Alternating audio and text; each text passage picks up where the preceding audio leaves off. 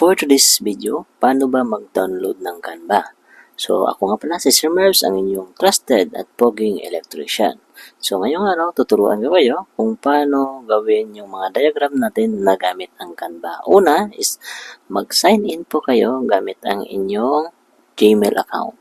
So, mag-send po yan ng mga code dyan sa Gmail account nyo, i-insert nyo lang po. Then, after nyan, pag nag-okay na ang iyong account sa Gmail at naka-sign in na kayo sa Canva, so congratulations!